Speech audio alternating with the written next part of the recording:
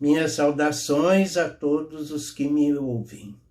Para quem não me conhece, eu sou Ricardo Mário Gonçalves, ex-docente do Departamento de História da Universidade de São Paulo, historiador especializado em História Antiga e História das Religiões, e sou também missionário da Ordem Otani de Budismo Shin, Jodo Shinshu Higashi Honganji.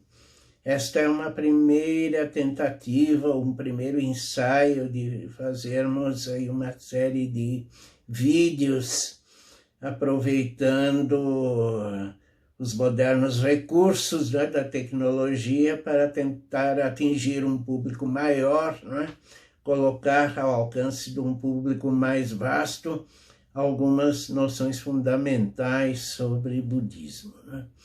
Nesta primeira tentativa, nós procuraremos responder a uma pergunta. Devemos usar a palavra budismo no singular ou no plural? Ou seja, budismo ou budismos. Normalmente usa-se essa palavra no singular, mas alguns dos especialistas, como Bernard Faure, estão propondo usar a palavra no plural, budismos. E eu estou de acordo com essa postura, usar a palavra budismos no plural. Isso porque, sob o rótulo do budismo, nós encontramos uma série extremamente grande de escolas, de tendências, de estilos de vida, de práticas, de formulações doutrinárias, não é? De modo que é muito mais realista falarmos em budismos do que em budismo. E eu comecei a ter essa percepção de uma pluralidade de budismos já nos meus primeiros anos de contato com o budismo, ainda na juventude, né? Quando, na época do curso secundário, eu tive meus primeiros contatos com a colônia japonesa de São Paulo. Foram meus colegas de curso secundário e familiares dos mesmos que me introduziram no mundo do budismo, né? Então, meu primeiro contato foi com o budismo trazido pelos japoneses, pelos imigrantes japoneses para o Brasil, né? E os templos budistas construídos pelos japoneses aqui em São Paulo, né? Logo, nos primeiros contatos, eu me encantei com o budismo, comecei a frequentar os templos e comecei também a procurar bibliografia. Naquela época, ou seja, fim dos anos 50, era muito difícil encontrar material a respeito do budismo no Brasil, né? Não havia nenhuma literatura a respeito, ou quase nenhuma, não é? Minha única fonte de informações bibliográficas era a livraria O Pensamento, lá por detrás da Praça João Mendes, né? Era praticamente a única livraria de São Paulo especializada em assuntos esotéricos e religiões orientais. Ali eu encontrei alguns livros de budismo, na maior parte dos casos eram traduções de publicações europeias, traduções de publicações centralizadas em textos do chamado budismo Theravada, que é a escola predominante no sudeste da Ásia, né? E eu logo me dei conta que havia um verdadeiro abismo separando essas duas modalidades de budismo. Uma coisa era o budismo dos meus amigos japoneses e dos missionários dos templos. Outra coisa era o budismo que eu encontrava nos livros. Ou seja, os missionários passavam aos devotos japoneses uma série de ensinamentos e práticas centradas nos patriarcas japoneses, Bem, meus primeiros contatos já foram com a escola Jodo Shinshu, escola criada pelo mestre Shinran no século XIII, não é? Então, tudo que eu ouvia nos templos era centrado nos ensinamentos de Shinran. E na bibliografia acessível em português, era tudo centrado na figura do Buda Shakyamuni, no fundador histórico do budismo, né? Um príncipe que viveu na Índia no século VI antes da nossa era, mais ou menos, né? Então, já havia uma grande diferença aí. E havia diferenças de estilo também, né? Ou seja, nos livros que eu lia, havia muita preocupação a tratar de temas como renascimentos, vidas sucessivas, transmigração, né? E na fala dos missionários japoneses não havia nada disso. Eles passavam ensinamentos centrados na vida presente, né? E não havia essa preocupação em ensinar se havia ou não havia renascimentos, né? Então eu sentia logo de início que eu estava diante de duas realidades bem diferentes, né? Várias maneiras de se entender e se viver o budismo. E à medida que eu fui me aprofundando nos estudos e nas práticas, essa sensação foi se aprofundando, né? Eu percebi que o próprio budismo japonês se subdividia em uma série de escolas, às vezes bem diferentes entre si, quanto aos ensinamentos, quanto às práticas, e que fora do Japão, no Sudeste Asiático, na China, na Coreia, no Tibete e em outros lugares, as formas budistas eram extremamente diferentes entre si, não é? Então, não foi difícil perceber que o rótulo budismo enfechava uma série de realidades bem diferentes, né? E esta sensação ficou extremamente forte, né? No ano de 1984, quando eu tive a ocasião de ir à Índia como um dos representantes do Brasil no Congresso Internacional de Budismo e Culturas Nacionais, promovido pela senhora Indira Gandhi, então a primeira-ministra da Índia, que aliás foi assassinada poucas semanas depois desse congresso. Ali eu tive uma experiência de me encontrar com budistas de diferentes partes do mundo, cada um deles portador de um estilo de vida diferente, e já transparecendo essas diferenças na maneira de se vestir, na maneira de se comportar, não é? Mas eu percebia também que por detrás de toda essa diversidade havia uma unidade em torno de algumas práticas e crenças comuns. Ou seja, todos os budistas de todas as nacionalidades e de todas as escolas eram unânimes em prestar reverência às chamadas três joias do budismo: o Buda, o mestre, o Dharma, o ensinamento, e o Sangha, a comunidade. Então todos os budistas estavam irmanados nesta reverência comum a esses três princípios básicos. E também todas as escolas de todo o mundo estavam irmanadas em torno de alguns princípios doutrinários. Por exemplo, a ideia de originação dependente de todos os fenômenos, Pratitya Samuppada, ou Engi, como se diz no Japão, não é?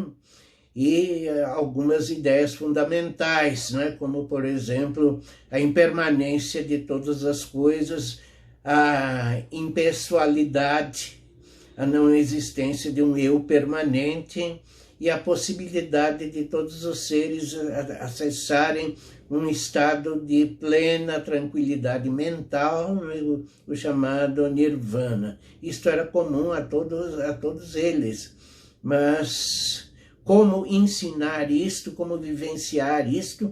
Então havia uma enorme diferença conforme a escola, ou conforme a região, ou a nação de onde vinham aqueles budistas todos, né? Então, houve, de minha parte, uma percepção assim, de uma unidade na diversidade. Mas a diversidade tão grande que justifica o uso da palavra no plural. Budismos e não budismo. Enfim, nós temos uma grande diversidade do budismo em matéria de nacionalidade. O budismo japonês é uma coisa, o budismo chinês é outra, diferente. O budismo tibetano, enfim, esse é completamente diferente. Quando estamos no ambiente do budismo tibetano, nós que estamos acostumados com o budismo japonês, nos sentimos quase como se estivéssemos num outro planeta. O budismo centralizado nos monges vestidos de amarelo do sudeste asiático, do mundo do Theravada, também é uma coisa completamente diferente, não é? Do ambiente do budismo japonês, não é? No Japão, as pessoas, os monges, os ministros do Dharma, como nós dizemos, se vestem normalmente como qualquer outra pessoa, só envergam roupas especiais nas celebrações ritualísticas e outras práticas nos templos, não? Ao passo que no sudeste da Ásia você vê os monges de manto amarelo, não? O tempo todo, não? Diferenças de costume, não? Os monges do sudeste asiático, por exemplo, só comem de manhã e ao meio-dia, depois do meio-dia não colocam comida sólida na boca, só bebem água, não é? Isso, para nós que estamos acostumados com a informalidade do budismo japonês, é uma coisa assim bastante estranha, né? Enfim, uma grande experiência, né, de unidade na diversidade, né? Bem, quando a gente começa a estudar o budismo, a gente logo se dá conta de uma coisa, né? O fundador histórico do budismo, Siddhartha Gautama, que nós chamamos de Buda, fazendo aqui entre parênteses, Buda não é nome próprio, não. Buda é um adjetivo que significa desperto. Segundo o budismo, nós todos sofremos de uma grave deficiência cognitiva, ou seja, nossa consciência está toldada por paixões mundanas, agitadas, desenfreadas. Nossa mente está perturbada pela cólera, pela ignorância, por desejos desenfreados, e tudo isso nos dá uma falsa percepção da realidade. E o Buda comparava esta falsa consciência a um estado de sono ou de embriaguez. E ele dizia que se nós formos capazes de sair desse estado de embriaguez ou de sono, nós despertaremos para a realidade. Ou seja, nós nos libertaremos dessa falsa consciência da realidade, nós nos libertaremos das distorções cognitivas e veremos o real tal como ele é.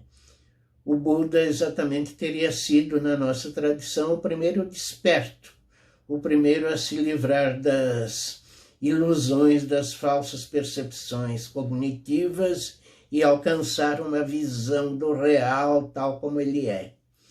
E ele foi logo tomado por uma grande preocupação, né, de trazer essa experiência do despertar ao alcance das pessoas, né, a fim de libertá-las do pensamento, do sofrimento. Ele percebeu que todas as pessoas sofrem, e sofrem sobretudo por terem uma visão completamente equivocada da realidade, né?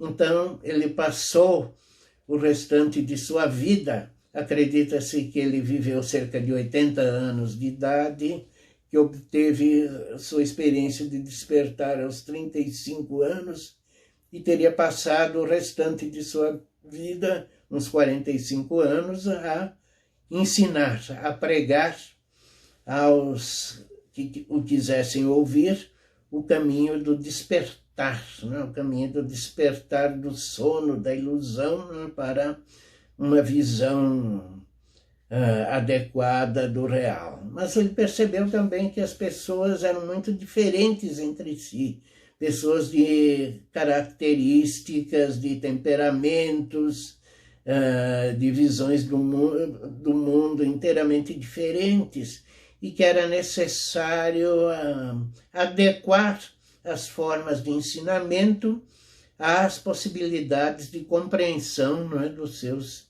ouvintes. Então diz a tradução que o Buda ensinou 84.000 dharmas ou ensinamentos diferentes, visando abranger diferentes tipos de pessoas, diferentes tipos de personalidades.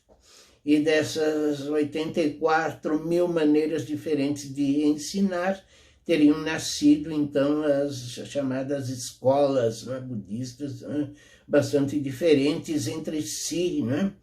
E essa multiplicidade de escolas diferentes é que justifica, repito mais uma vez, que usemos a palavra budismo no plural e não no singular. Outra ideia básica que encontramos nos ensinamentos do Buda é a ideia de hábeis meio salvíficos. Em sânscrito, upaya, em japonês, hoben. O que são os hábeis meio salvíficos? São diferentes métodos de exposição ou diferentes estilos didáticos, não é? De se tentar trazer a doutrina do despertar ao alcance das pessoas, não é?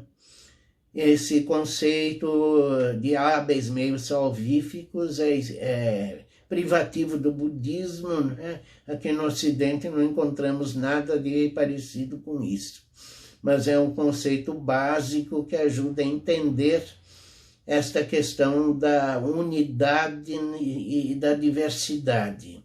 Há uma enorme diferença nos hábeis meios salvíficos, mas todos eles visam um único objetivo: conduzir as pessoas à experiência do despertar, né?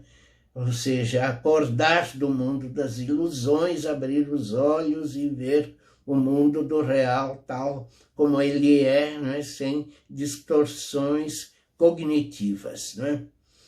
Assim é que se justifica doutrinariamente esta questão, não é, da unidade na diversidade.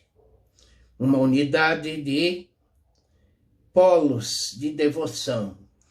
O Buda, o Dharma, o Sangha, ou as três joias, a que todos os budistas do mundo prestam reverência. A unidade dos princípios doutrinários. A originação dependente de todos os fenômenos, a impermanência, a insubstancialidade, a possibilidade de todos os seres viventes atingirem um estado de serenidade isento de sofrimento, o chamado nirvana. Isto é comum a todos os budistas, mas a maneira de alcançar tudo isto é que varia extremamente conforme o tipo de pessoa a qual os discursos doutrinários são endereçados, não? Existe uma expressão em japonês, Taikiseppo, que significa ensinar o Dharma de acordo com as características dos ouvintes. Então, há uma infinidade de maneiras diferentes de se ensinar o Dharma, o caminho do despertar, conforme a natureza, a índole, ao temperamento, à cultura, não é, dos ouvintes da exposição doutrinária, e assim, então, nós temos uma extrema variedade, não é, de escolas, de caminhos, de métodos, de corpos doutrinários, não é? E tudo isso justifica, então, o uso da palavra budismo no plural, não é? E a esses budismos dos vários países do Oriente, hoje junta-se um novo budismo, o budismo que os ocidentais criaram a partir dos seus estudos e pesquisas, né, para seu próprio uso e deleite, né? Nós temos, por exemplo, o budismo erudito, né, dos especialistas universitários que vivem se debruçando em cima dos textos orientais antigos, né? E temos também já grupos de budistas organizados no Ocidente sob formas de estilo próprias do ocidental. Ouve-se falar, por exemplo, em budismo moderno, ou em formas modernizadas de budismo. Enfim, o budismo apresenta uma vasta gama, né, de caminhos, de estilos, de métodos, né? Tudo isso, então, nos autoriza a usar a palavra no plural e não no singular. Bem, esta seria a nossa primeira mensagem, né, dirigida aos nossos interlocutores, não é? Espero que tenham compreendido, não é? E brevemente estaremos novamente em contato, né, para produzir outras mensagens, né, de introdução ao universo budista. Muito obrigado pela atenção de todos. Namandabtsu, namandabtsu, namandabtsu, namandabtsu, namandabtsu.